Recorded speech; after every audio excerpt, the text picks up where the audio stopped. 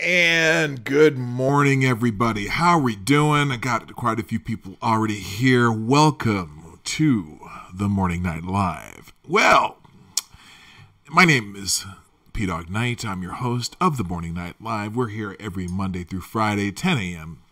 Eastern, 9 o'clock Central, even though it is 9:15. Yes, good morning, everybody. Let's say hi to everyone in the chat first. I'm feeling kind of mellow today. I'm a little behind. But it's just because I'm a little disappointed in the fine people at Good Morning America. And I'll explain that in a moment. However, let's say good morning to everyone in the chat who's here today. Maniac Man was first. Good morning. Got in right as the notification drops. Good morning, Sarah, my fantastic moderator. I still got this cough. It's really weird. It always happens when I start talking. Am I allergic to talking? I sure hope not. But I do have my cup of reparations coffee.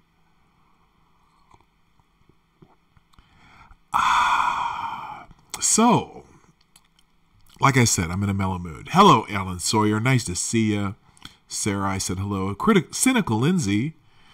Who else is here? Diesel Dave, hello. Scrappy. Hey, now that's a new name. Hello, Scrappy. Welcome to the show. I think you've been here once before. I can't remember, but I'm glad you're here. Good morning. Who else do I got in here?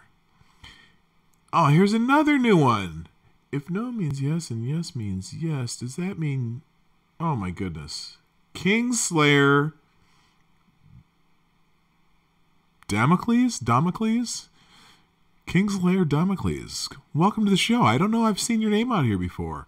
I don't know if Sarah, I'm gonna let you be my my determiner of whether or not things should go up. And you know what? I don't care. I guess that's that's a weird thing to say on my show. I don't know why you came up with that, Kingslayer Damocles. All right, but good. Welcome to the show. I'm glad you're here. Welcome. I always like to see new viewers here. And who else is here? Scrappy. Wait, Scrappy, you're in here already? Oh, wow, a lot of people in here. Camel, what's up, dude? Good to see you. Word Lotus. I see Alan Sawyer. Tyler F, hello. Good morning. All right, everybody, that's a good start. Nice to have you here. As most of my regulars know, pretty much every day I've been doing a Jussie update. And the reason I am a little bit disappointed with Good Morning America is because they're supposed to have an interview on this morning with... Oh, you're trying to scrape the ice off your driveway. No, that's cool. I think you're the second person here, Sarah. You're fine. You're good. It's all good. Okay? Yeah, I still have some snow in my driveway. I didn't... the last time it snowed, we've just been driving over. Here's what I did. I shoveled enough so that my wife could get to her car and we could both back out. We both have four-wheel drive vehicles, so I wasn't all worried about that. But now I got to clean the driveway because it's a mess. Anyway, what am I talking about here? I'm a little disappointed with Good Morning America because they had an interview this morning, or at least a partial interview. Jussie Smollett sat down with Robin Roberts for one of those tongue bath interviews, and but they don't have it online yet, and I missed it because I'm not at home when Good Morning America runs. So apparently the interview ran. Now I'll show you a little snippet right now, because they had this little teaser, and I'll just show it to you here. But the teaser was even a little disappointing. What fixes that? A flamethrower? Yeah, Okay, so he's talking about getting ice off the driveway with a flamethrower. Yeah, Camel. My snowblower works pretty good too. I suppose the ice though. I have tons of salt. When I found out, I'm going on tangents today. I might go on quite a few tangents today just because of my disappointment. I figured out that a lot of the, in Minnesota they clear the roads fast. I mean, it snows, the roads are clear, within 24 hours, and everyone's going. It's like, it's probably the same in North Dakota and states where they have snow, northern Michigan. They plan for this stuff. But, like back in Omaha, where I grew up, if it snows more than 3 or 4 inches, this whole city shuts down for a couple days. It's kind of crazy. Anyway, let me get back to Jussie Smollett. So they were supposed to have this interview this morning. And they're going to have it on Good Morning America. And they made this big old tease about it. But then they didn't put the interview on the damn... I mean, they put the interview on, but they didn't put it online. And I guess apparently it was only part of the interview, which is annoying. It's like they put part of the interview on, and then the rest of it's going to be on... What's not Dateline? What did they put? What's the show on ABC? 2020, I believe. I think. But anyway, so let's just watch this snippet, because this snippet is rather telling right off the bat. And I'm sorry that I'm starting with Jussie. I know there's got to be someone out there that's sick of me talking about Jussie. But I just got to do it. Hello, Alan Sawyer. You were already here, though, weren't you? Who else showed up? Well, some more people showed up. If you showed up to the stream, welcome. This is my Jussie update, and then I'm going to get off this and go right into Twitter trends. But here's what Jussie had to say, at least in the little snippet of the interview that they decided to show. Here we go. Oh, I got to turn this volume up. I realized that yesterday the volume was pretty low. So, okay, if you have trouble hearing this, let me know. I'll play it again if you need to. But I want to just go through this. It's only a minute long, but this just annoys me already. Listen to this. I'm pissed off. What? I'm pissed off. Okay, let me go on. Come on. What is it that has you so angry? Is it the attackers? It's the attackers, but it's also the attacks. It's like, at first it was a thing of like, listen, if I tell the truth. If? What do you mean, if you tell the truth? If I tell the truth. I'm sorry, I shouldn't be analyzing this. We'll go through it again. Then that's it, because it's the truth. Mm-hmm. Then it became a thing of like, oh, how can you doubt that? Like, how do you not believe that? It's the truth. And then it became a thing of like, oh, it's not necessarily that you don't believe that this is the truth. You don't even want to see the truth. No, Jussie. We do want to see the truth. We just don't believe you've been telling the truth. All right, whatever. So that's the only... that was from yesterday. That was from the just the promo to the interview, and then they're going to put the rest of the interview apparently on 2020. I think tonight, Thursday. So I think I'll be watching that interview, and we'll get into that later. But that was disappointing. And then they had another snippet, and I don't think they put that one online yet. Looking through here, scrolling through YouTube. No, they didn't put the other one on. They had another snippet from that. Oh, wow. I never saw Taraji Henson's interview on Today. Hate won't win. Wow. Anyway. Anyway, that's all I'm going to talk about on him today. I can't do it. So let's just get right into Twitter trends, because there's going to be a lot of things trending on Twitter today. Today is February 14th, 2019. Now, what's significant about that? Oh, hell, it's Valentine's Day. So guess what the number one... I'm really mellow today, aren't I? I'm really mellow. I can tell. I'm a little more excited. Maybe I just need some more Reparations coffee. Did I ever show you this mug that my son gave me? This is kind of funny.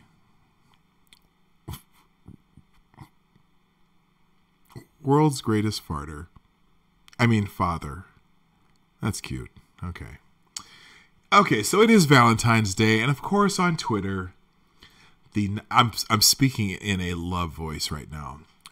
Or I should speak a little more like this.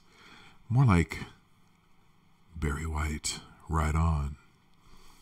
But this is my love voice, because the top trend today on Twitter is Valentine's Day. So let's see what Valentine's Day is like on Twitter. These are the top ones. Happy Valentine's Day. Tons of limited thank you next items are available now. Shop at arianagrande.com. When I think of Valentine's Day, the first person I think of is Ariana Grande. Guys, let me just tell you something right now. If the first thought in your mind on Valentine's Day is Ariana Grande, do not tell your significant other about that. Okay? Just don't. Did I say world's greatest farter? Yeah, I said that because that's what my cup says. It says world's greatest farter. I mean, father. The farter is crossed out. Can you see that? It's crossed out. Oh, it's not the big screen. Here, let's try this. World's greatest farter. I mean, father. Yes. All right. All right, back to Valentine's Day. It's a day of love.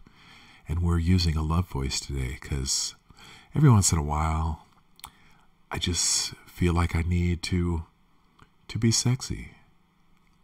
Yeah, baby. All right, here we go. Back to Valentine's Day. So shop at arianagrande.com for Valentine's Day. Let's see what Ariana Grande is selling. Thank you next candies. Break up with your girlfriend. I'm bored candies. Okay, what? That doesn't seem... Break up with your girlfriend. Sweatshirt. What the hell? Thank you, socks. I got it, socks. I want it, socks. Oh, thank you. Next, I want it. I got it, socks. And sweatshirts. Okay, so that's at arianagrande.com. Oh, Katy Perry's put something on Twitter for Valentine's Day. Let's see what Katy Perry put on there.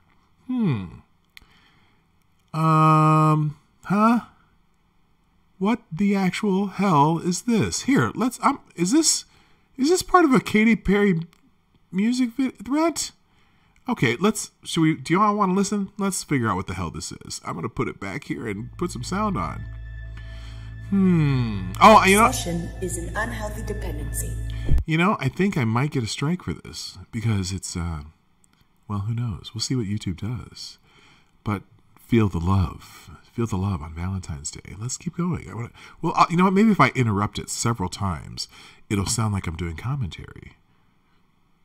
Oh, yeah. By the way, I do have a Streamlabs link if you want to do super chats. I don't have, what do you call it? I don't have super chats on my on my YouTube, but I do have Streamlabs if you want to do super chats or if you just want to support the stream. By the way, let me go back to full screen here. There's other ways you could support the stream today. If you can just go right down here, there's a little arrow down there that says share. On Valentine's Day, we feel the love and we share this stream with somebody you love or somebody you would like to love. By the way, right over here, right there, that's my Twitter handle and my Instagram. And Instagram, you know, whatever. But Twitter, if you want to speak, if you want to follow me on Twitter, that'd be helpful because I send notifications out on Twitter too. And also, that's a great way if you want to send me things that you want me to read, special stories, funny stories, or for tomorrow's 200 subscriber special show, questions or interesting things you'd like me to know or talk about. Right over there, Twitter. Right there, Twitter. Dawg Knight. It's Dawg Knight on Twitter too. By the way, everybody else, if you just got here, I'm using my love voice today. So don't think things are weird. It's a little weird, but that's okay. I'm still going to use it. It's my love voice. Okay, back to Twitter. Katy Perry. What the fresh hell is this? Oh. Obsession is an unhealthy dependency. Normal is the average in the eyes of society. The definition of love is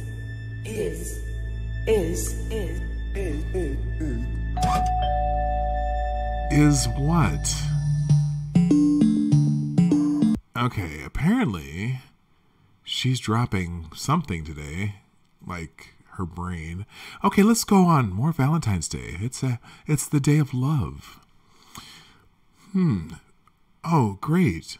Valentine's Day at McDonald's. Twister fries were part of the menu. IG stories credit. What? Do not. Let me give you some advice right now in my voice of love.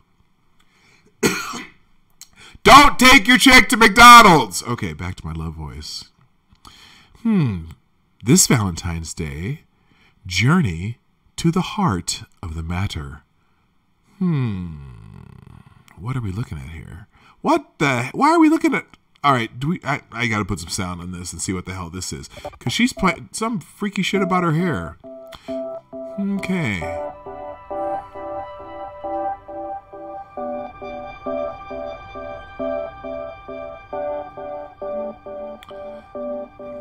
Is it just me, or is there something freaky about looking at strands of hair that closely? It just is. Because you know all hair is a bunch of like dead skin, right? Or something like that. Is that true? I don't know. I'm sorry. I'm supposed to be talking in my love voice on Valentine's Day. Let's continue.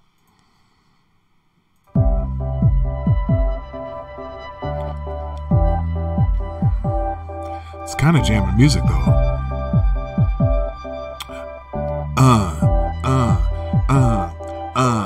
We're looking at hair, but I don't want you to stare. It's kind of freaky. My nose is leaking. Don't ask me to rap, 'cause I spit out crap. And this is kind of gross. I'm going comatose. Good morning, Owen Harmon. By the way, could you even hear me when I was doing that? Can I just put a 1 if you could hear me while I was rapping over this fantastic beat on Valentine's Day in my voice of love? Just hit 1 if you could hear me. I couldn't tell. I was jamming too much to the music. Okay, you could hear me. Awesome. Good morning. Happy Valentine's Day.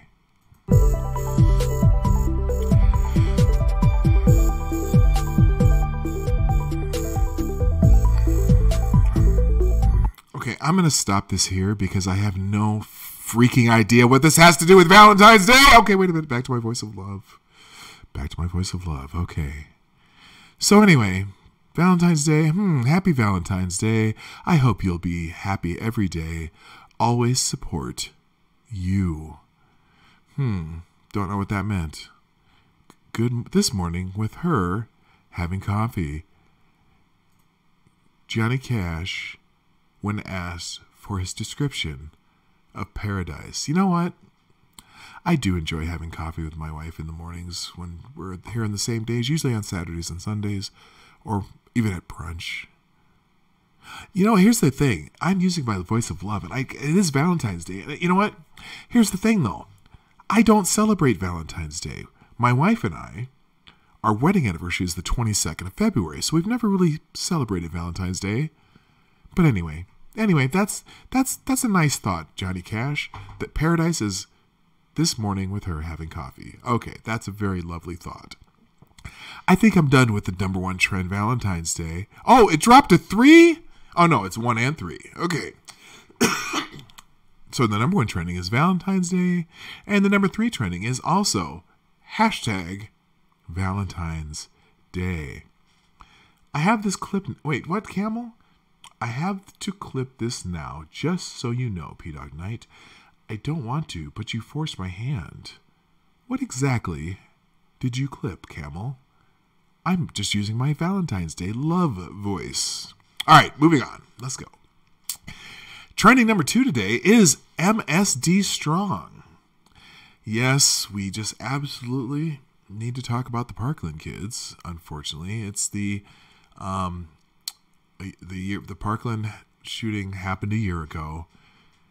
Messages of MSD Strong echo loud as friends and family members remember those lost in the Parkland massacre 1 year ago. And I'm not being, by the way, even though I'm using my love voice, I am not being sarcastic about this. It was a sad thing that happened. AJ Plus, Florida's governor, ordered state flags to be flown at half-staff today and asked for a statewide moment of silence at 3 p.m. MSD Strong. Dwayne Wade has all the kids' names that whose lives were lost. You know, that is one thing that I don't think was done enough after this tragedy. We heard a lot from kids who survived, but we never really talked about the kids who we lost. And so I just want to remind you that there were kids lost on that day. By the way, real quick, I want to hang on a second here. My apologies. Thank you, Alan Sawyer. I really appreciate that. Alan Sawyer for the $5 in the super chat, aka Streamlabs, for more coffee. Because yeah, I always can use more coffee. I really, really appreciate that. By the way, people, like I've always said, there's several ways you can support this stream and this channel.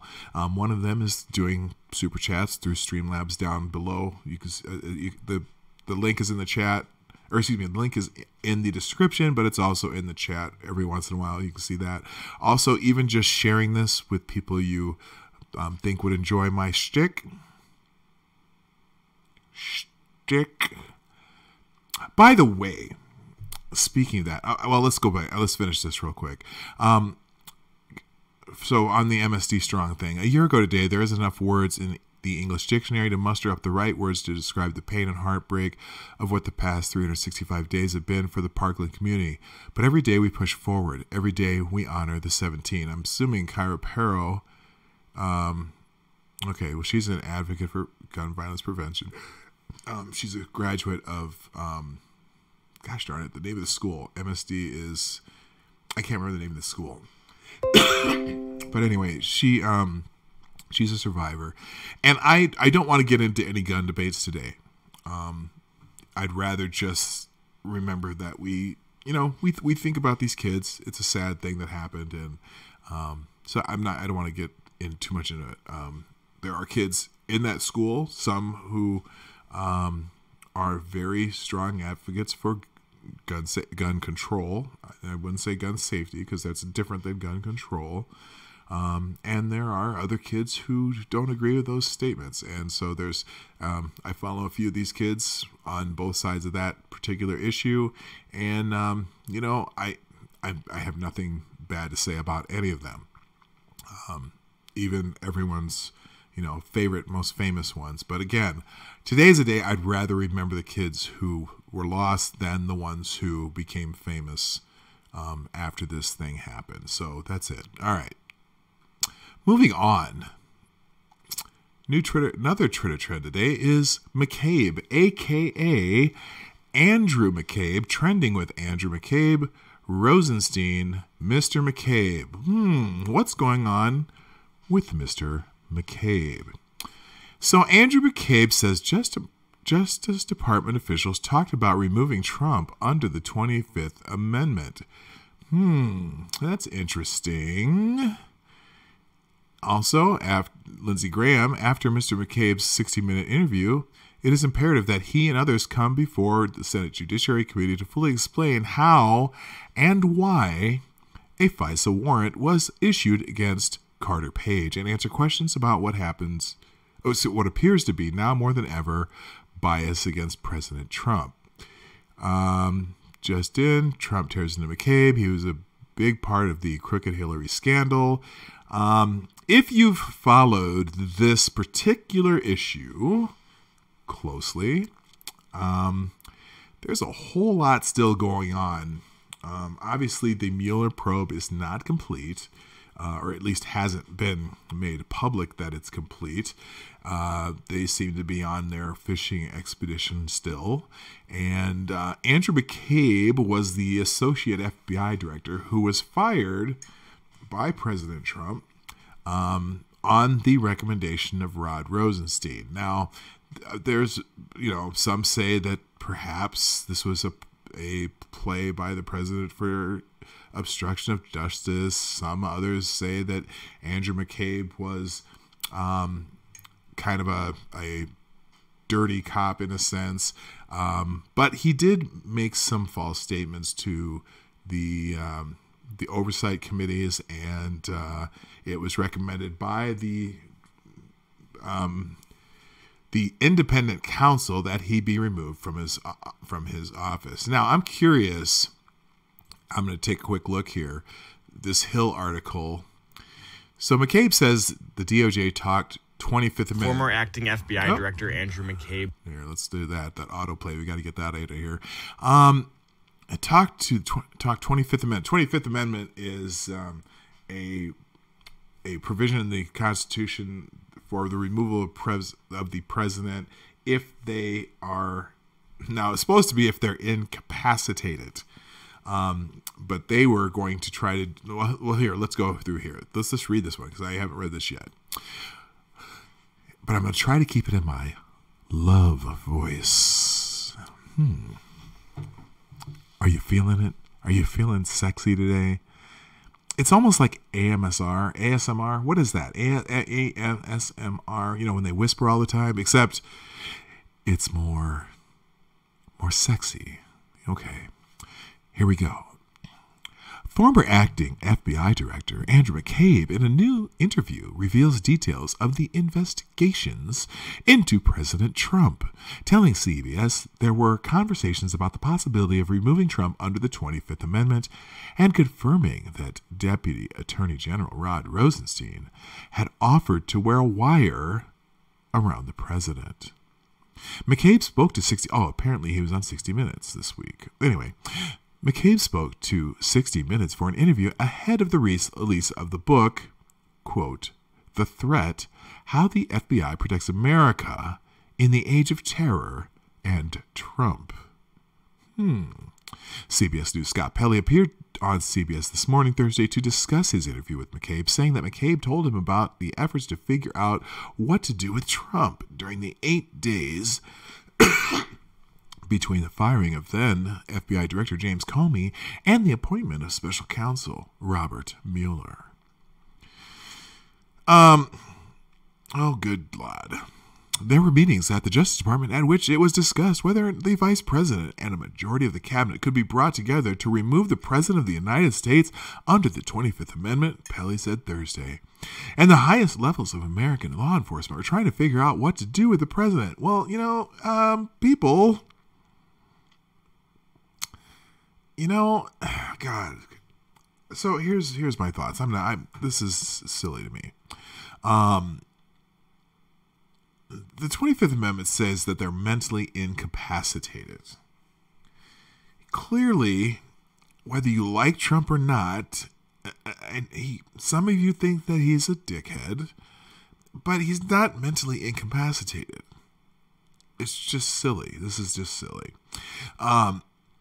Anyway, moving on. The New York Times reported that Rosenstein proposed secretly recording Trump. A report Rosenstein quickly denied. An unnamed Justice Department spokeswoman told the Times that Rosenstein made the offer sarcastically. Pelley says that McCabe said the Rosenstein officer was serious and it happened more than once. I'm not buying it. Anyway, McCabe says no. It came up more than once, and it was so serious that he took it to the lawyers at the FBI to discuss it. So anyway, there's an interview. That interview is going to be on 60 Minutes soon. Personally, they have yet to convince me that they're still trying to push the idea that the president was working with the Russians or his campaign was. All I've seen so far is a whole lot of process crimes that they've been getting people caught up in, and then a really silly lawsuit against some Russians for their clickbait farms. Anyway, that's my personal thing. All right, so that's enough of McCabe. But he's trending number 2 today. Apparently, let's see, anything else here? What else is Judicial Watch? President Tom Fitton, more confirmation today of the seditious conspiracy against Donald Trump in the DOJ FBI by corrupt McCabe Rosenstein operation. The special counsel was formed from the coup plotting This is a crisis showing the DOJ and FBI think their law unto themselves. So there's going to be whatever. Going to be some fireworks today. Number 4, Thursday thoughts. As opposed to Thursday thoughts.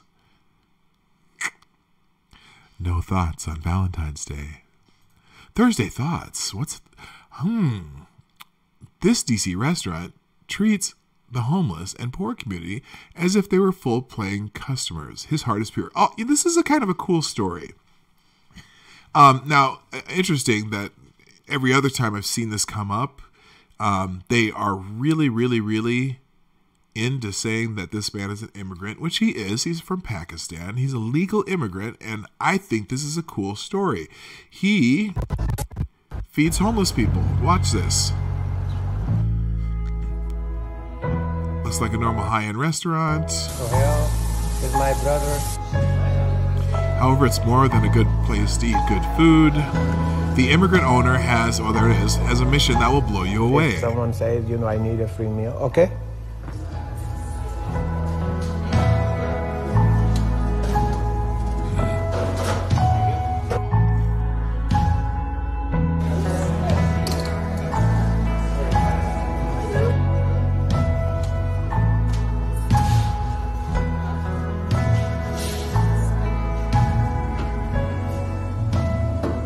We have now so many that are like a regular, guest.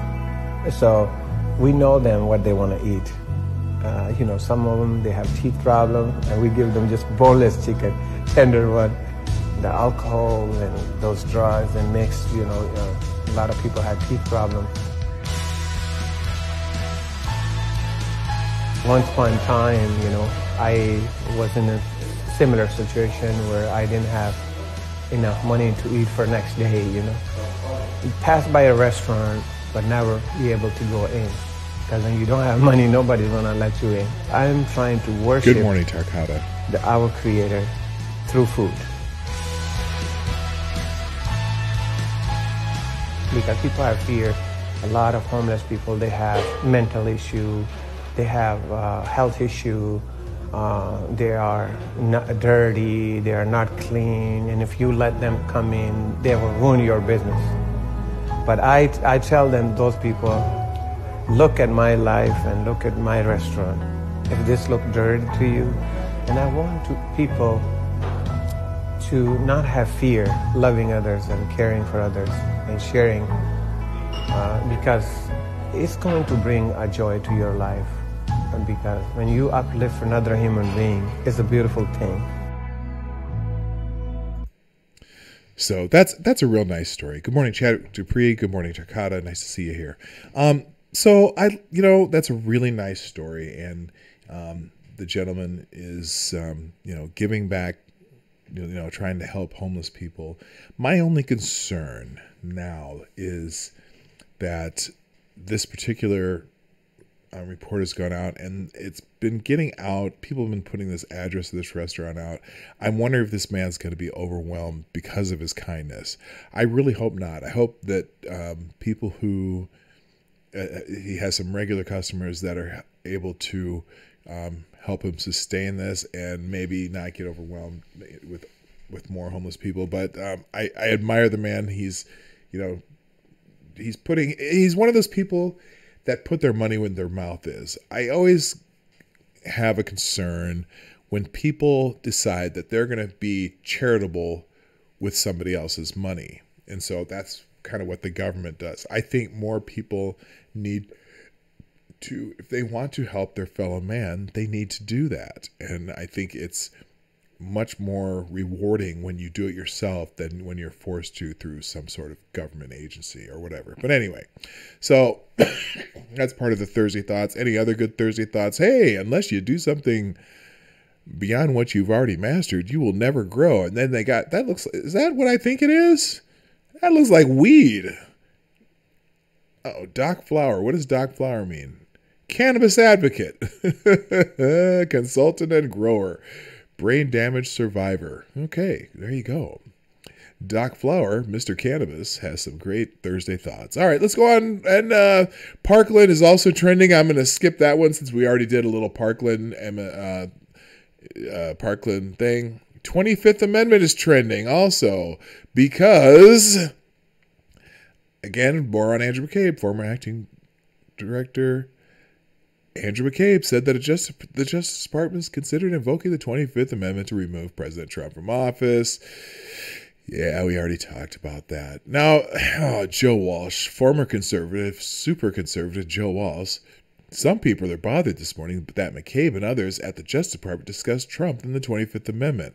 I'm bothered that McCabe and others in the Justice Department were so concerned about Trump, they felt the need to discuss the 25th Amendment. Well, everyone at the time was hating Trump. So, what are you going to do? Yes, they did. Okay. All right. Next thing. My secret admirer on Valentine's Day is number 7 trending. What's going on? Ryan Reynolds is my secret admirer. And definitely not the other way around. Well, there you go, Riot Girl, a.k.a. Aaron Lee 7. In my Valentine's love voice. Let's see. My secret admirer thought the best way to my heart was with an arrow. I hope she's not like a professional archer. All right, let's see. My secret admirer is so secret, even he doesn't know he's mine. That's okay. Here's who. My secret admirer has a way with words. Hand over the good chocolate and no one gets hurt. Okay, that's all right, whatever. My love voice is becoming a little tedious, even to me, but I'm going to try to stick with it, so there we go. Let's play My Secret Admirer. Oh, that's kind of cute. Sexy. Yes, there we go. All right. I don't know my secret admirer. Duh. My secret admirer is myself. That was a cute one from, what's that show? Parks and Rec? Yeah, that was cute. All right. So that's, now number 9 trending. This, you know what? Everyone's got to be a turd in the punch bowl. And this is probably the turd in the punch bowl today. Hashtag Single Awareness Day. Do I even want to click this on a day of love? I don't know. Let's find out. This is tedious. I don't know how. I don't know if I can keep this up, but I'm going to try. If you're sick of me, I hope you're okay.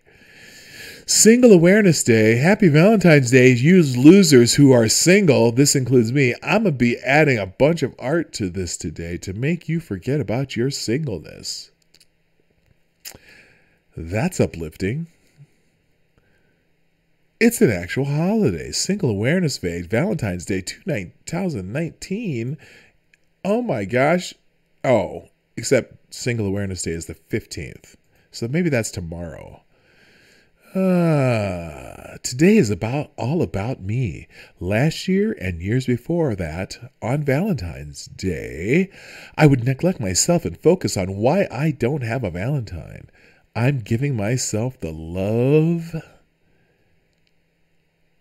I'm going to repeat that. I'm giving myself the love and respect a long-term boyfriend would give me. I deserve it.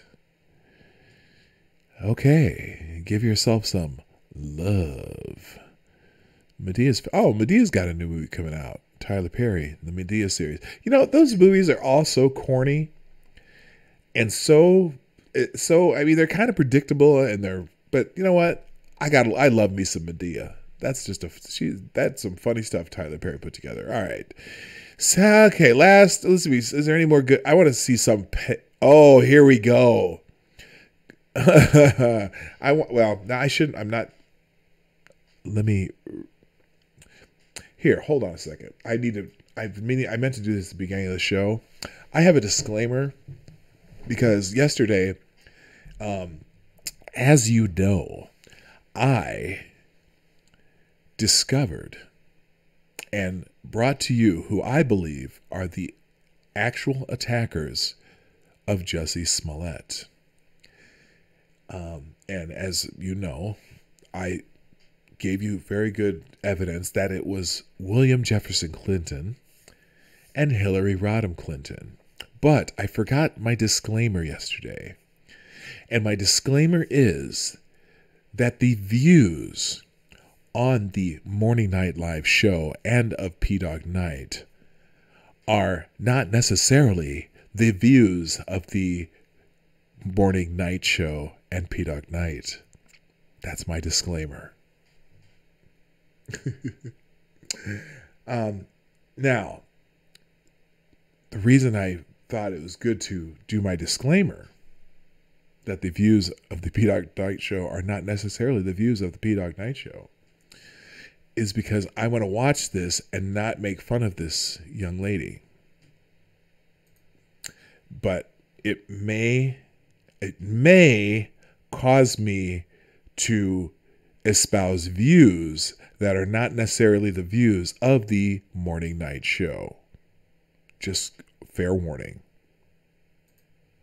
Let's see what our friend, Meredith Silverman, Archangel Crew, says about Single Awareness Day on this day of love. Good morning and happy rainy Valentine's Day and Single Awareness Day from me, Meredith Silverman, and the Valentine's edition of the Backyard Weather Report. Oh goodness, is that what we do when we're on Single Awareness Day? Let's see the Backyard Weather Report and then we'll move on.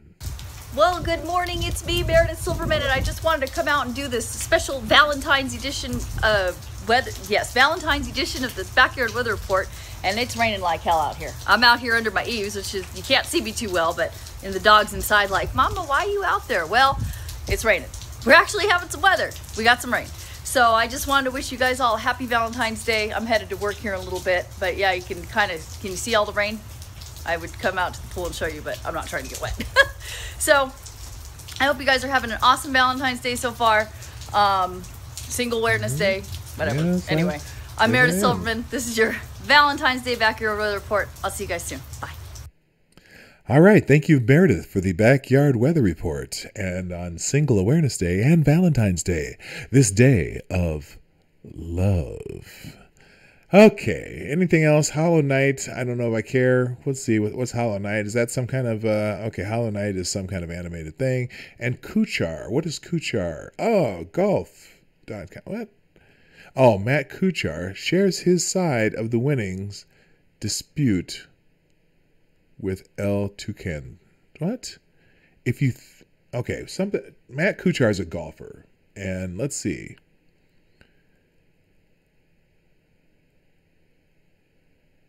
okay, let's see. This might be interesting. Kuchar responds to caddy payment controversy, perplexed by hurt feelings. Matt Kuchar, in an interview with Golf Magazine, or Golf.com Wednesday, said he is disappointed and sad that his $5,000 payment of his Mexican caddy, David El Toucan Ortiz, after winning $1.3 million last November in the Mayakoba Golf Classic, has led to such hurt feelings about what had been such a joyful storybook win. I kind of think that someone got in his ear, Kuchar said. I was very clear and very upfront on Tuesday of the tournament week, and he said okay. He had the ability with bonuses to make up to $4,000. Kuchar said he told Ortiz he would pay him $1,000 if he missed the cut, $2,000 if he made the cut, $3,000 if he had a top 20, and $4,000 if he had a top 10. The extra $1,000 was, thank you, it was a great week. Those were the terms. He was in agreement with those terms. That's where I struggle. I don't know what happened. Someone must have said, you need much more. Ortiz described his pay as $3,000 for the week, with the $2,000 down payment on whatever his bonus turned out to be. Kuchar was wet and tired after Wednesday's Pro-Am round and took nearly 5 hours to complete. He sat on a bench in the Riviera clubhouse and calmly explained his side of the El Toucan affair for 20 minutes without his trademark smile. I'm going to read that in a second, Maniac Man. So a winning tour caddy can expect to reap 10% of his or her players winning. In this case, that would have meant $130,000 for a club caddy at a resort accustomed to making $100 to $200 a day. That would be a monumental sum. So apparently El Toucan, he had a substitute caddy that he said he would pay up to $4,000 or whatever and gave a $1,000 bonus. But usually, you know, if you're a tour caddy that follows a normal, like you have a regular caddy that you golf with, a lot of times those caddy is kind of like giving a tip. It's a 10% of your earnings. But apparently he had to use a local caddy. So, you know, people are getting in his ear and people are bitching. Kuchar described a local caddy he had in Mexico City some years ago named Santiago and how he has dinner with him whenever he returns to Mexico City. I'd hope to have the same kind of relationship with David, Kuchar said, but it doesn't look like that's going to happen because Kuchar's complaining. Let's see. Ortiz said he would not be interested in working for Kuchar again, even though he described him as a good person and a great player. About 10 weeks after the November 11th tournament, Ortiz was offered an additional $15,000 bonus, which he refused. In an interview, he said, "No, thank you. They can keep their money." He said he felt a $50,000 payment would have been fitting. You know, my personal opinion is, yeah, that's probably right. You know, if you normally would give your own personal caddy on a big tournament like that, when you win $1.3 million, I would probably give him a bigger tip than $5,000. But that's just me. All right. So Matt Kuchar is trending. Good for him. Let's see what people are saying about Matt Kuchar on this day of, you guessed it, love. By the way, so I see Maniac here, man. P-Dog, if you and Ranting Monkey did a ASMR-style chat, there wouldn't be enough laundry detergent to clean all the panties. Yes, I know. I do have that sly, sexy voice sometimes, don't I? On this day of love. Although I think it's turning off the viewers. I'm losing viewers right now. What the hell? What the hell? What? Don't you like my voice of love? Or is it just annoying? It's almost annoying me. What? No, yeah, change. Oh, wait. Oh, I got to save the changes. Yeah, save that. I didn't save. All right. Now time for a little coffee. I'm not going to read the news this way. I promise. I just won't. Maniac Man told a dad joke. Sounds like he got shafted. Oh, you just don't want to get shafted on a day of love. Or maybe you do. Yeah, sexy. Okay. All right. Now, let's get into some news.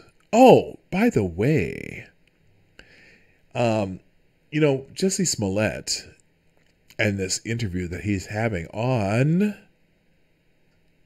Good Morning America. Well, I just noticed that on NBC News. Now, is this the Today Show? Or, oh, you know what? Good Morning America. Today, they're two different things. Good morning, Vortex. How are you? I didn't see you there.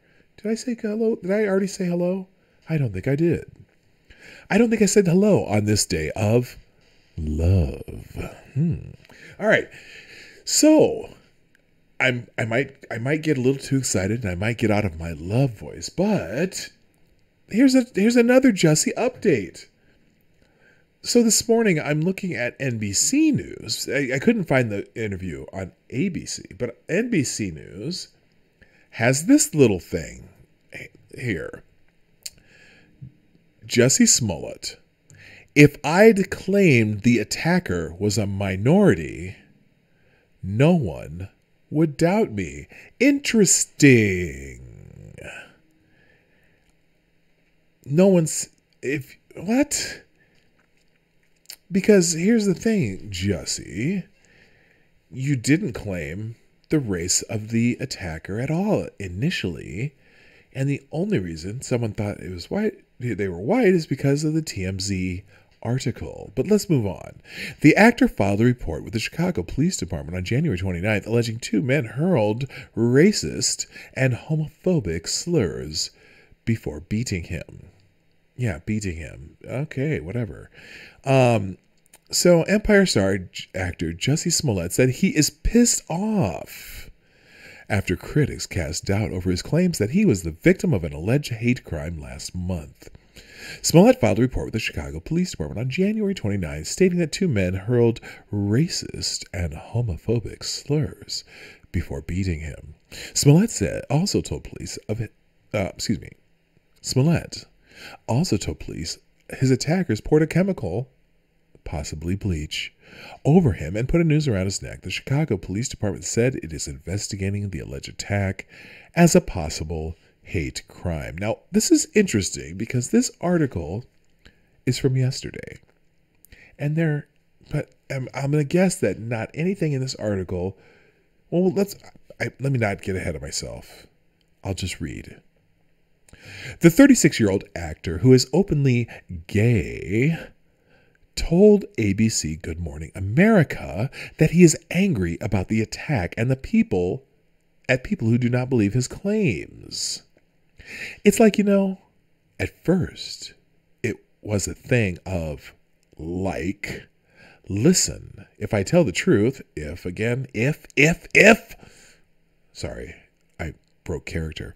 If I tell the truth, then that's it, because it's the truth, Smollett said. Then it became a thing like, oh, how can you doubt that? Like, how do you not believe that? It's the truth. Okay, you know what? His like and this and that, blah, blah. Oh, here's the part. So he says, then it became a thing like, oh, it's not necessary that you don't believe that this is the truth. You don't even want to see the truth, Smollett said. It feels like if I had said it was a Muslim or a Mexican or someone black, I feel like the doubters would have supported me a lot, much more. And that says a lot about the place we are in our country right now.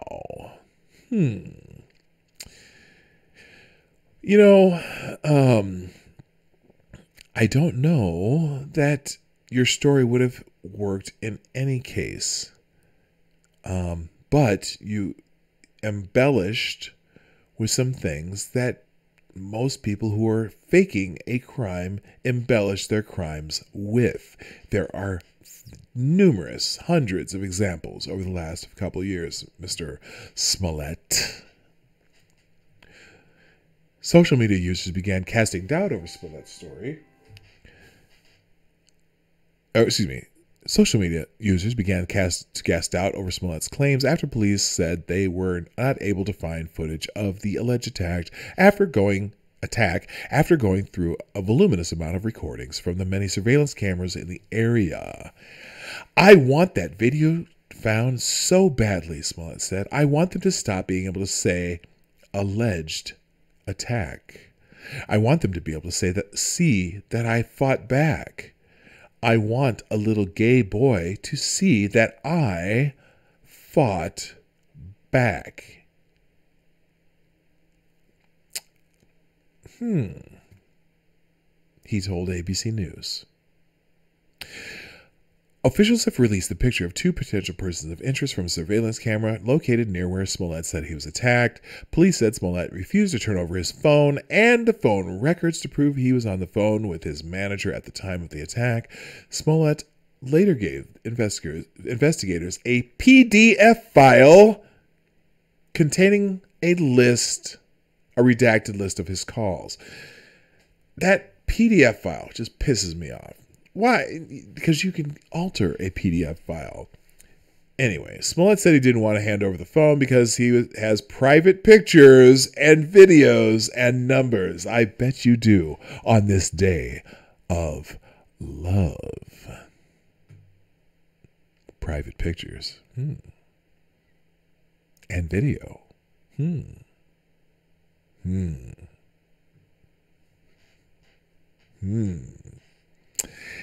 Anyway, private pictures, videos. It's already, and he was already wary because of the way some reacted to his account of the attack. Well, you know, they asked for your phone before people reacted to your account of the attack. So that's a really poor excuse. One of those rumors was that Smollett has said his attackers were wearing MAGA hats. Nope, that is internet telephone tag that said that. He said that is not the case. I don't need some MAGA hat as the cherry on some kind of racist sundae, Smollett said. Oh, really, Jussie? Just the "you're in MAGA country" was the cherry on some kind of racist sundae. Chicago Police Superintendent Eddie T. Johnson said he has no reason to believe Smollett is not being genuine with investigators. The actor released a statement in the days following of the alleged assault that said he was working with authorities and had been 100% factual and consistent at every level except for the initial reports.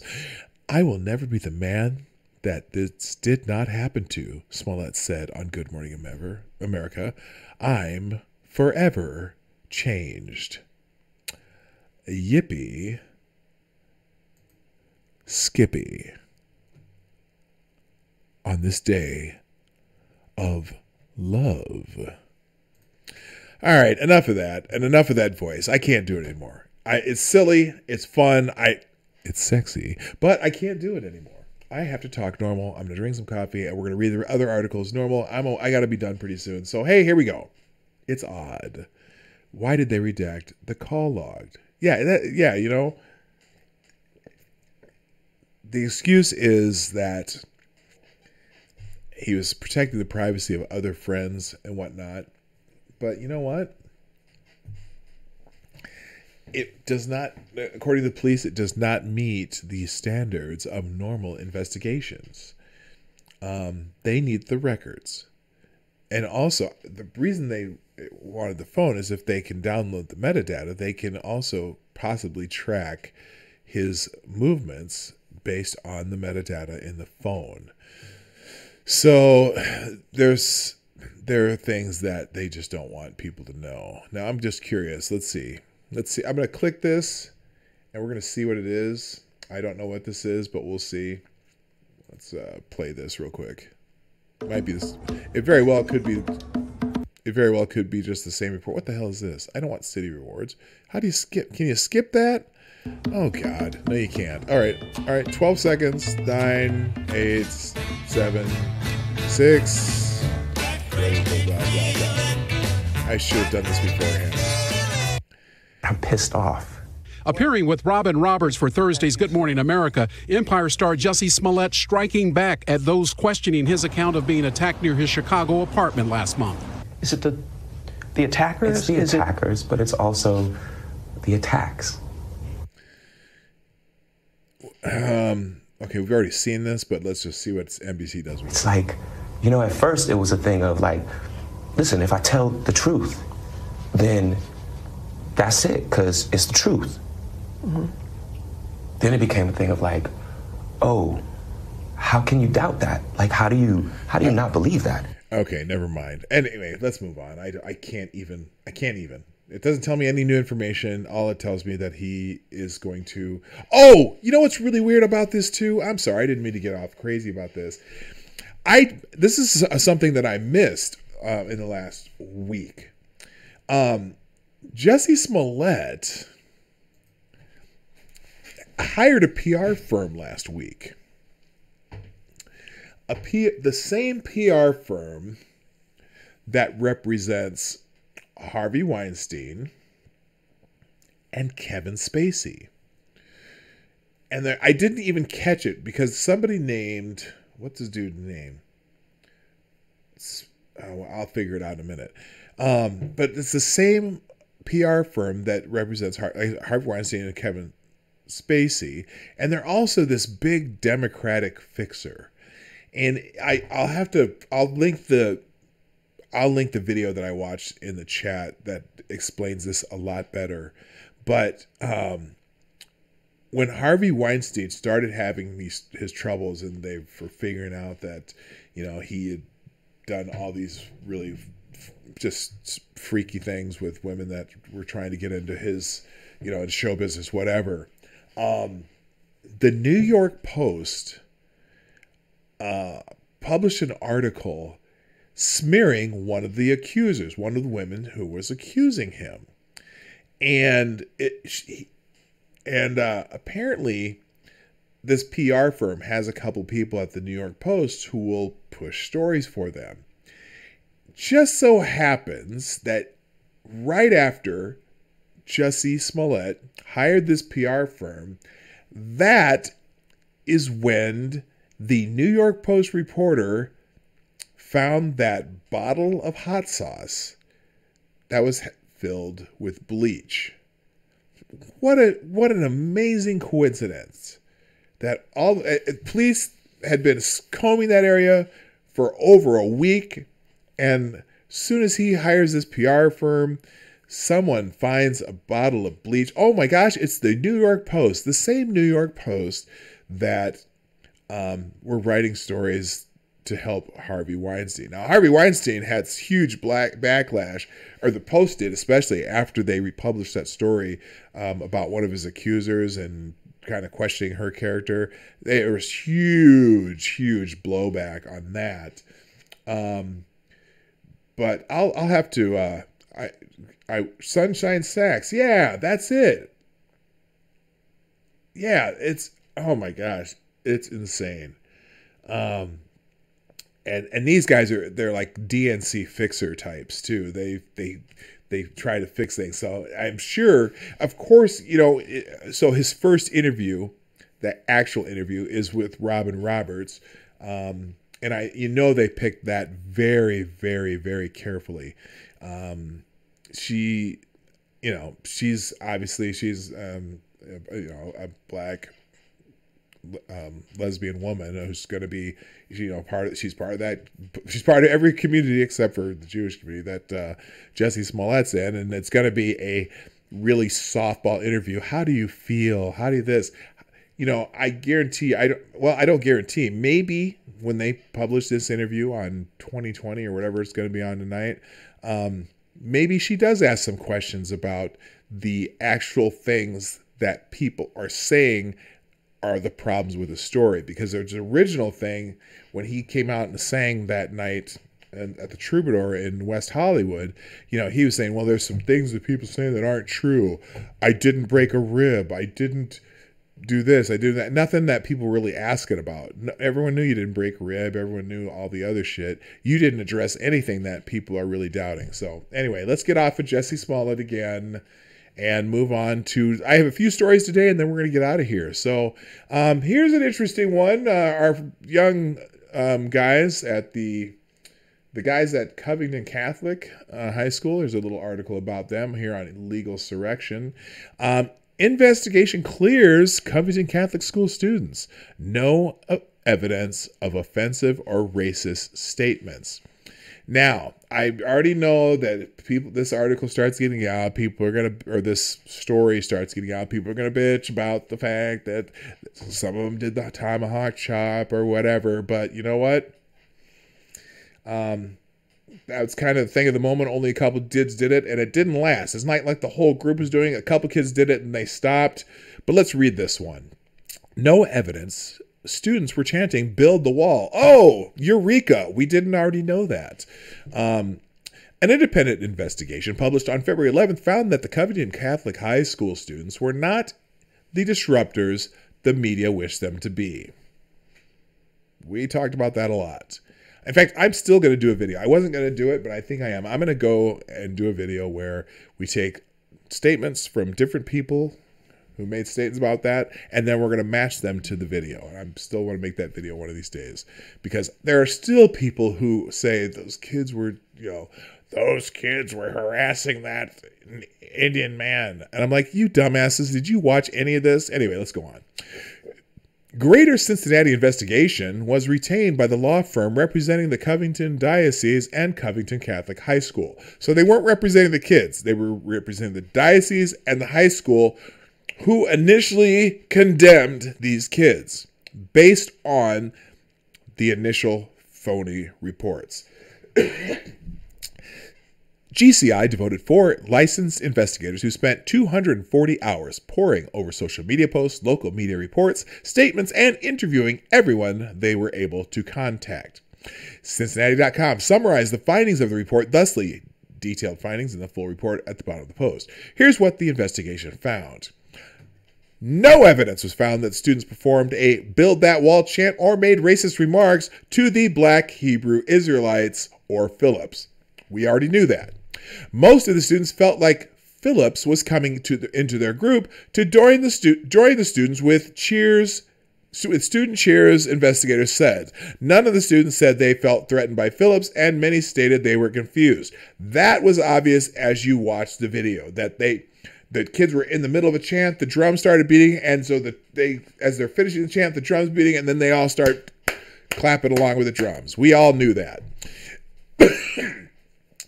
Point number 3, video shows that some of the students performed a tomahawk chop to the beat of Phillips' drumming, and some joined in with his chant. We already know that. A few did, and then in fact, even the kids that started doing that stopped doing that because they just were kind of confused what the hell was going on. 9 chaperones reported being present at the Lincoln Memorial when the main interactions took place. Investigators said the video confirms at least 5 chaperones were present. We didn't know that how many. We saw a few in the video, but you know what? From their vantage, it probably looked harmless because the kids were just doing school chants instead of engaging the Black Westboro. All right. Chaperones said they didn't feel that students were in danger or threatened. They didn't. The students were staying away from the Black Westboro guys. They were just over laughing and having fun and doing their school chants. Another point, in regards to "It's Not Rapey If You Enjoy It" video, investigators said the man in the video was not a Covington Catholic student. That's good to know that the kids weren't engaged in that. And last, in regards to the 7-second video of 2 students making comments to 2 women, investigators said they could not determine if the students were from Covington Catholic. Of course they couldn't, because the 7-second video didn't show who the girl was talking to. So there's no way to know. Anyway, Phillips, that's Chief Lying Firepants, who milked the confrontation for every possible ounce of media exposure, was unreachable. Oh, imagine that. And even this article says, I'm sure you're just as shocked as I am. And the full report is right here. Maybe we'll go over that another day. I'm not going to go through it because I have a couple other articles I want to get to. But let's see. Any other key findings that are interesting? Yeah, this is a lot more key findings. I'm probably going to go through this on a completely separate stream, maybe Saturday or Sunday, because I really want to go through this. And again, this is an independent investigator that was hired by the diocese and the school, who both initially condemned their students for what they thought, based on reports, was the kids harassing this man, and later they found out through other video that is not what happened. So we'll go through that another day. But good for them. Good for them.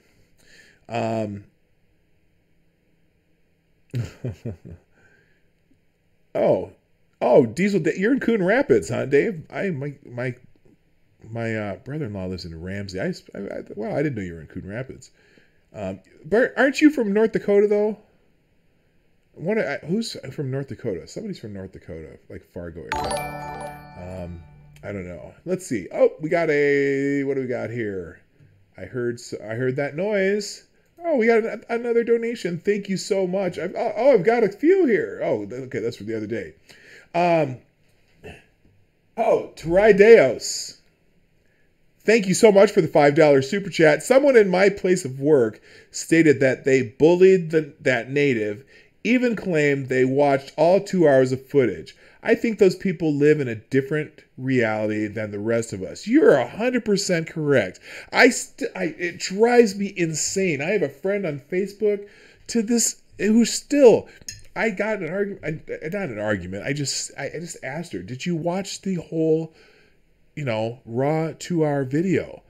And she's like, yes, I did. And I'm insulted that you would think I didn't. That's why I'm going to make a video about this. And I'm still going to make a video about it. And then I'm going to just link it to people whenever they are still talking about this. And there's still reporters out there, and I've seen articles, talking about those MAGA hat wearing, harassers and whatnot. It's just crazy. Anyway, thank you very much, Terai. I'll learn how to say it. Terai Deos for the super chat. I appreciate you. All right, now on to the next article. Where is it here? Social media. Okay, here we go. This is another one. Okay, it's also on legal insurrection. I talked to you a little bit about the Esquire magazine cover the other day. People were just getting all up in. I'll use your boy Pat's favorite saying, all up in their feelings about this. The featuring a white teen boy during Black History Month. Now, here's the caveat. This is the March issue of Esquire.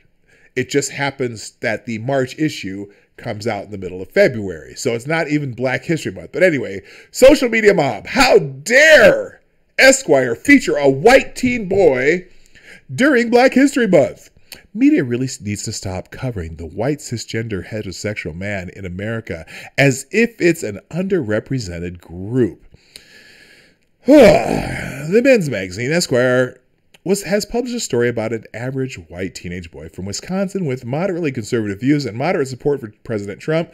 The left has responded exactly as you would assume they would. They are outraged! Outraged! Outraged! Outrage is the new currency. Everyone, I'm just, holy God. Oh no, breaking news, shots fired at a New Mexico high school. That's not good. Oh my gosh. We'll see if we might go see if we can find what's going on with that. The piece was written by Jennifer Percy. It's a long but thoughtful and fair story which doesn't reveal anything particularly controversial. The progressive rage directed at it seems to be based solely on the choice of the subject matter. Yeah, no, a lot of people I see, they hadn't read it. They even said they're not even going to read it because it's about some white kid. And then they read parts of it and snipped out the things that they thought were problematic. It's a problematic story. The white teen boy on the cover during Black History Month is one of the chief complaints, despite the fact that this story is part of Esquire's March issue, which March is not Black History Month. February is Black History Month. Here's a sampling by Esquire, and they just do a couple of clips. Life in American Boy at 17. Ryan Morgan is 17, happy to be a guy. To be a girl would mean he'd have to deal with a lot more drama. He'd likely have to deal with mean girls, and he could end up a mom, which he doesn't ever want, because being a mom is hard. Probably the hardest job in the world. Wow, that's pretty progressive of him, isn't it? Also, he might not think football was as interesting. He isn't. Well, that's sexist, because can't girls think football are interesting? Anyway, but if it isn't football, then he isn't interested. Other than that, he doesn't think there are too many reasons it would be better to be a guy than a girl, unless you're from the Middle East or maybe the inner city. Good God, he is going to get dragged. Ryan lives in West Bend, Wisconsin, a town of just over 30,000 outside of Milwaukee. He has kid face with big brown eyes. His mom, Tori, usually cuts his hair, which he sometimes styles in a side sweep. He's well dressed and has a sizable sneaker collection. At 6'5", he's taller than most of his classmates, taller than his dad, Owen, tall enough to get into a bar to watch football without getting carded. Okay, so it's just I don't know. There's some other thing. Oh, yeah. Now, from there, it tells a story of an altercation Ryan had with a female classmate who physically assaulted him and the lessons he learned from the incident. We eventually come to politics. Last year was really bad, he says. I couldn't say anything without pissing someone off. He says it started around the time of the presidential election. The liberal students became enraged and the conservative students emboldened. Lots of drama over politics, he said. It ruined friendships and changed social groups. People were making friends based on their politics more than anything. That sounds familiar. Kids started advertising their beliefs by hanging flags and posters on their lockers. They wore t-shirts that promoted Hillary for president or Trump for president or LGBT rights or feminism or Black Lives Matters. The most popular opinion at West Bend didn't seem to be anti-Trump. Ryan, raised in a Republican household, was surprised by the vitriol. Everyone hates me because I support Trump, he says. I couldn't debate anyone without being shut down and called names. Like, what did I do wrong? Sounds like Twitter to me. Okay, so you can read the whole thing, but here's some examples of the left's reaction. Now, look. I think we saw some of these tweets the other day. We'll see if these are the same ones that we saw the other day.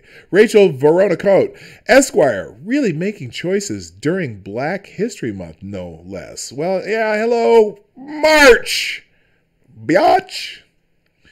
Jamel Hill, who's always a joy, because you know what we don't discuss nearly enough, the white male experience. I'm not going to react. Zara Rahim. Imagine this same American Boy headline with someone who looked like Trayvon talking about what it's like to have your mother sit you down and tell you how to stay alive in your own city during Black History Month. Just imagine. Shame on you, Esquire. You know what? I responded to her, I believe. Let me see what here's partially because where is that? What did I say to her? Because I was kind of annoyed by that. Here we go.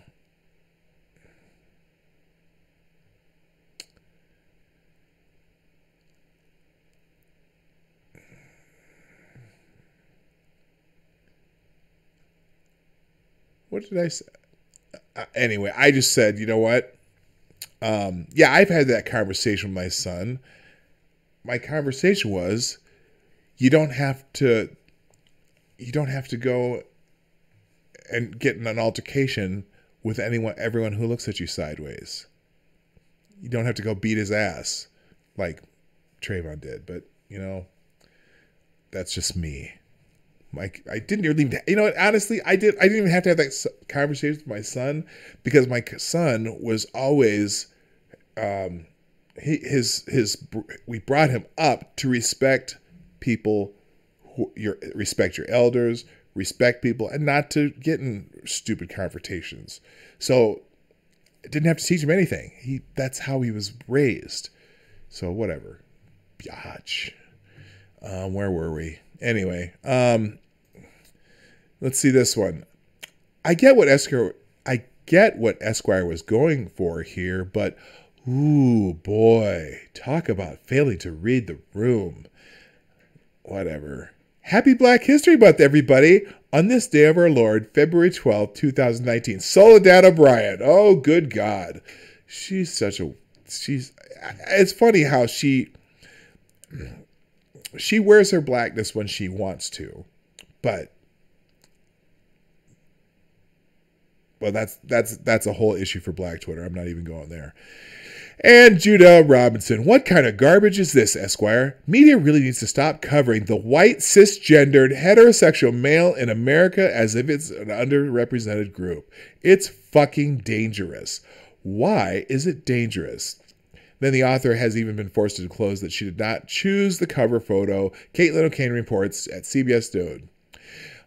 Esquire magazine dropped a cover story for its March issue on Tuesday, and many people expressed their frustration with the 17-year-old boy profiled in the article. The author of the cover story, Jennifer Percy, says in a presentation for her failure, or her feature story, the presentation for her feature story was misleading. The Life of an American Boy at 17 follows Ryan Morgan, and according to the cover, what it's like to grow up white, middle class, and male in the era of social media, school shootings, toxic masculinity, Me Too, and a divided country. In an email to CBS, Percy wrote that the article shows how much work we still have to do to educate boys about inherited white privilege.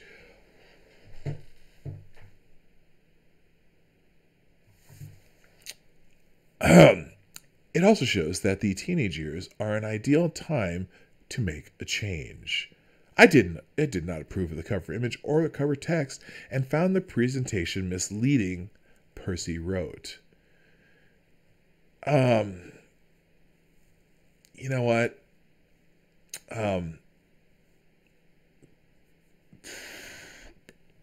Okay, so personal opinion time. Privilege is more a function of class than skin color. As a person who grew up in a two-parent family in suburban Omaha, I felt I had privileges also that maybe someone who had less economic advantages did not have. But my skin color didn't get me jack. And I don't think anyone's skin color gets them jack. There's plenty of opportunity in America. I will leave it at that. I went back to my sexy voice. Did you like that? My voice of love. Anyway, people were pissed off about that. All right, next thing, I got 2 more and then we're going to go. Oh, I have 3 more. I have 4 more, but I'm going to go through it fast. Hey, did you hear about this guy? Man accused of multi-state spree contaminating grocery items. This guy's a winner. A man previously arrested for pouring chemicals on food at Target in Arizona now faces federal charges for allegedly contaminating food in a variety of stores. One example of the alleged contamination includes pouring bleach onto seafood in California. Oh my gosh. Did you hear that? I'm going to read that again. One example of the alleged contaminations includes pouring bleach onto frozen seafood in California. I wonder if this guy was in Chicago recently. Anyway, David Seelor, originally arrested by Phoenix police in October after a Target employee witnessed him contaminating food for sale. The retailer said he may have tampered with frozen food and fresh meat at stores in Ahwatukee, Foothills, Tempe, Chandler, and Scottsdale. At some point, Laura was released and a warrant was issued in Maricopa County for the transient on January 14th. The FBI said Monday that in December and January, Laura was witnessed at multiple supermarkets in the Los Angeles area, including Redondo Beach, Manhattan Beach, West Los Angeles, pouring bleach into refrigerators and freezers that contain consumable items for sale, such as ice, beer, and seafood. Wow, some customers reported smelling bleach on products. Tampered packages were subsequently destroyed, the FBI said. To date, there have been no known reports of individuals. I'm sorry. Wow. No reports. There have been known reports of individuals sickened by Laura's actions. However, further investigations has determined that Laura has done this in a variety of stores, and the extent of these actions are currently under investigation. Wow. They were hunting for Laura when he was arrested in Northern California by Santa Clara County Sheriff's deputies after reporting spreading white powder, later determined to be salt, and hydrogen peroxide aboard a public bus. So this guy's been doing a lot of contaminating of a whole lot of stuff. Wow. But that's a winning looking dude, isn't it? Holy crap. Hey, Press Barrel, what's happening? I didn't see you come in here. Good morning. And Black Romeo, I haven't seen you yet. Who else is in here that I haven't talked to yet? All right. Okay, cool. Last two articles. Let's see. Oh, well, yeah, we have a... okay, this is interesting because the debt keeps climbing, but guess what? Hey,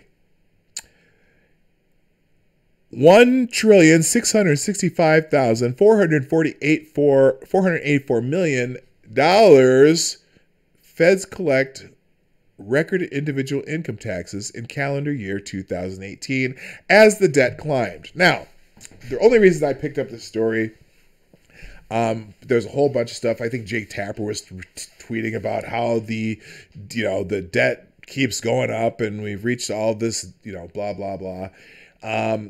My personal opinion is that we don't have a taxing problem because clearly tax revenues have grown. Now, they seem to always grow, but even with the so-called tax cuts for the rich, obviously they're collecting record individual income taxes, but the debt climbed to, God, I don't even know what that number is. That's millions, billions, trillions. The debt climbed $1,481,349,159,596.80.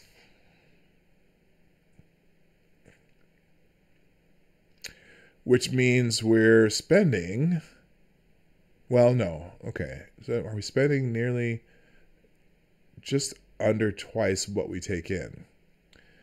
That's not good. I don't like that.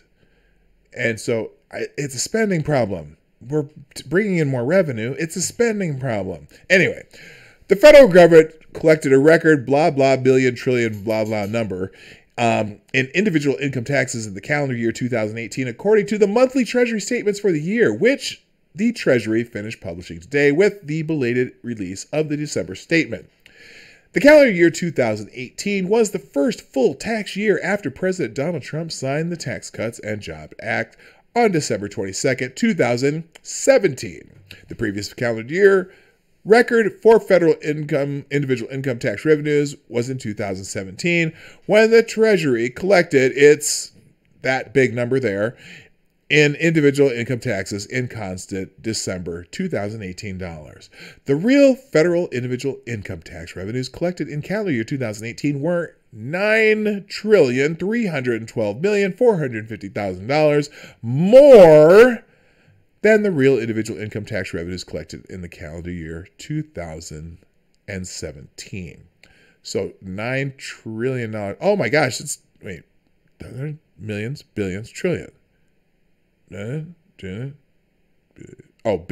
9 billion more. 9 billion more than they were in 2017. So they have this little graph of the Fed's collected record individual income taxes in 2018, and it goes by year.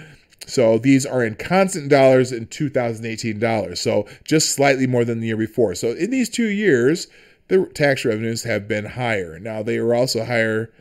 They obviously rose. There's more people working, people. So do you need as many people paying taxes? No, you need to stop spending so much. I think the government, if I were a politician, I always liked the penny plan, where you said every department in the federal government needs to reduce their budget by 1% for 10 years. And I don't know why you wouldn't be able to do that. There is so much government waste. Anyway, so yes, we've collected a lot of money. All right, last couple things. And these are, this is kind of funny. I'm looking at this title. It's Robert Mueller scheduled for Democrats' 2 minutes of hate. Have you ever seen the thing about that's the 2 minutes of hate in, was that Clockwork Orange? No, it's not. Is that Fahrenheit 451, or is that, I don't know. Anyway, 2 minutes of hate. By the way, I want to get into this conversation in the chat before I go too, if I have time. Actually, you know what? I'm going to skip these articles. I'm going to get in the chat today because I want to talk to you people, y'all first, because I want y'all to know that I really do appreciate y'all being here. And again, if you like what I'm doing here, please, please, please, down below here, I keep moving my fingers. Right down here, there's the share button or the like button. You can hit that too. Also, if you ever want to contact me, you can contact me at Twitter right here, right there, Dawg Knight. I'm still Dawg Knight on Twitter. And then also, if you want to, you're fully welcome to help the stream financially too through Streamlabs. The link's down below. And also, I just want to go in here because there's an interesting conversation in the chat, and I want to get into it a little bit. I'll read it better over here, maybe. Let's go here. So I'm looking here. Let's see. This actually bothered me a lot. It's shit like the previous story that makes me feel ashamed to be black. That infantilizing bullshit. You know what? It doesn't make me ashamed to be black. It just makes me annoyed that people don't realize, you know. So here's the thing. There are a lot of black people under the poverty level, but it's not all of us. In fact, 70% of black people are middle class or better off than that even. We don't all have the same issues. We don't all have the same problems. And so people treating us like we can't do shit really pisses me off. It's like, hello, we're fully capable. We have opportunities. We have the same opportunities as everybody else. But if you constantly beat the drum that white man and white dude's holding you down, that fucks you up psychologically. It's not true. There are opportunities in this country for everybody, and we need to let people know that, man. It just drives me insane. So anyway, I'm not even sure which story you were talking about. I mean, one of the two, maybe, but let's see. Yeah, the identity and shame business. I'm just reading along here. I'm trying to get caught up. It's sad that anyone in your life make you feel that way. Please know the rest of us just read these articles and think of the individual moron, not a group. Yep, that's me. I just, I don't know. I know what you mean. I sometimes feel embarrassed by other whites. I feel the white activists drive me insane. It's like, you know what? Especially the ones who try to tell me or try to call me a racist. I find that shit hilarious. Part of it is my picture on Twitter. If you don't look closely, you might think I'm just I'm just a white guy doing that because I'm light skinned or whatever. But I think it's fucking hilarious when someone starts chirping at me, talking about white male this and white male that, and you don't know your privilege. And I'm typing back. Well, really, what privileges do I have as a black man? And then they don't tweet again, and it's like, I know my picture. I look light, but yes, I'm a black man. Okay, so anyway, I'll get into those other stories today because I need to end the stream because I need to get going here today. But hey, everybody, another day of love. Remember, it's Valentine's Day. If you celebrate Valentine's Day, be sure to do something nice for your sweetie. I think that's important. What was that thing on there? Let's go back in here real quick. I just want to go back in because Valentine's Day is still trending. And what's up there now? Let's go back and look at Valentine's Day just to give you an idea. If you haven't done something for Valentine's Day, I know that it would be too difficult to run out and get some gummy bears. Woo! Let's see. You're feeling alone this Valentine's? Oh no! What? If you're feeling alone this Valentine's Day, just remember that you can buy 6 pounds of gummy bears for under $10 on Amazon. Who the hell needs 6 pounds of gummy bears? Good God! Buy that for your sweetie. You know what?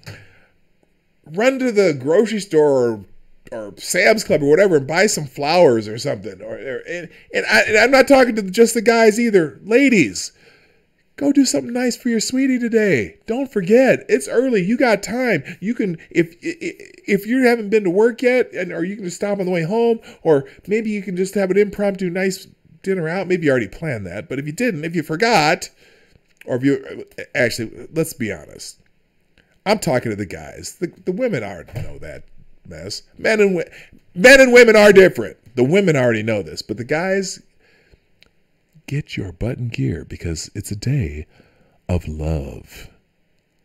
Just love. And if you're alone, you know what? I don't know. I don't know. Get a six-pack and watch some Game of Thrones. I don't know.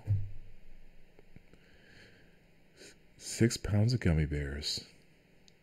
6 pounds. That's a lot. That's a hell of a lot of gummy bears. Here, let's get. I'm gonna get a couple more, and then we're gonna get out of here.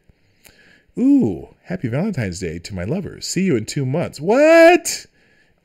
Boy, that's a long damn time. I wonder if her lover doesn't say. Oh, okay. Her fiance is at New Mexico State University. Okay, maybe they're both in school and they are apart. We love serving our local community. Happy Valentine's Day, everyone. What do you do? All state. Okay, he's an all state dude. I'm alive. Feeling very. Oh, what's this? What fresh hell is this? Every day is Valentine's Day with you. Aww, that's so sweet. Happy Valentine's Day, me love. Oh, these people are so nice. Anyway, all right, that's it. I'm done. No more Valentine's Day. I can't do it anymore. I gotta go get. I gotta get out of here. So, thank you so much, everybody. I appreciate you being here. If you liked what we're doing today, right down here is the share button. Share this stream, even when it's over. I know a lot of people watch my streams on different times because they got shit to do. So, and then also, if you need to, tomorrow, I almost forgot. And I think there's only 20 or some of you here right now, but tomorrow I'm having my 200 subscriber special. I just hit 200 subscribers this week. So tomorrow, if you have things that you want to send me, you can send it to me via direct message on Twitter, or you can send to my email, which is pdogknight@gmail.com. Or if you have questions you'd like to ask, I'll do it's kind of an ask me anything like thing, and I'll try to answer. I'll try to answer some questions. Make sure you like the video. Make sure you share. And for tomorrow, my 200 subscriber special, send me something. Just send me anything. Whatever it is. If you want a question or something you want me to read or whatever. Because tomorrow, the show is about you, the subscriber. Tomorrow, it's about me thanking you for being here. And especially you regulars who come here every day. I really appreciate you. If you haven't already subscribed, subscribe below. If you haven't shared the stream, share the stream below. My name is Dawg Knight. And I'm out of here.